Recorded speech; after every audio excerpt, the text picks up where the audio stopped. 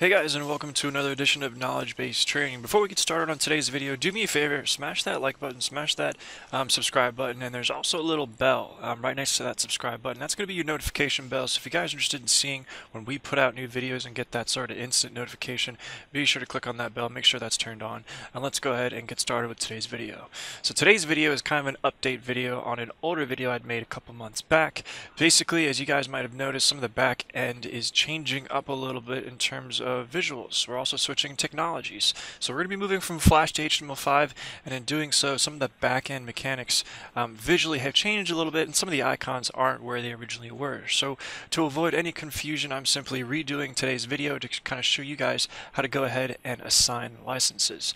So to go ahead and do so, as per usual, you will need to be an administrator on the account. We're simply going to go ahead and click on the administration button here at the top of the screen, and we're going to go to the famous users and groups lists. From here, you're just going to go ahead and either search a user's name, or we're going to create a user. Let's search a user's name first, and then we'll go ahead and create a user afterwards. So if I want to look up Mr. John Snow here in my users list and find out, I'm going to click on their name, and now this is the part that's actually changed.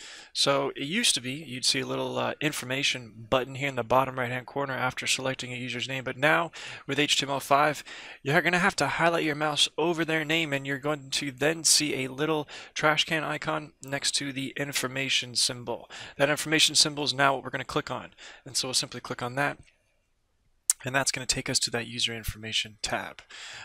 Here we're simply going to click on Edit Group Membership, and we're back to this licensing distribution sort of list, as you guys are pretty familiar with if you've done this in the past. And so the left hand side list is going to be license groups in Adobe Connect. The right hand side list is going to be what that actual user has on their profile. So if I want to go ahead and give John Snow here some meeting host capabilities, I'm going to need to click on the meeting host system group, and then we're just simply going to click on add.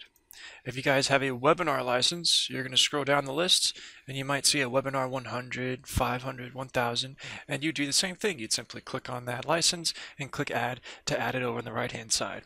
Whatever that user has on that right hand side list is what they have access to in terms of functionality in Adobe Connect. Now, a common thing is people give themselves administrator, and you can actually have as many administrators on the account as you want. They're not a license you purchase. It just gives you the ability to actually do what we're doing here right now, but that gives you absolutely no privileges inside an Adobe Connect room. So you want to make sure that people are actually getting the meeting host licenses, the webinar manager licenses, or maybe the virtual classroom license if that's the way that you guys are going. So hopefully that was helpful. Appreciate your time today. Again, hopefully you guys click that subscribe button, hit that like, give me that thumbs up if this information was helpful, and we'll see you all on the next one. Thanks, guys.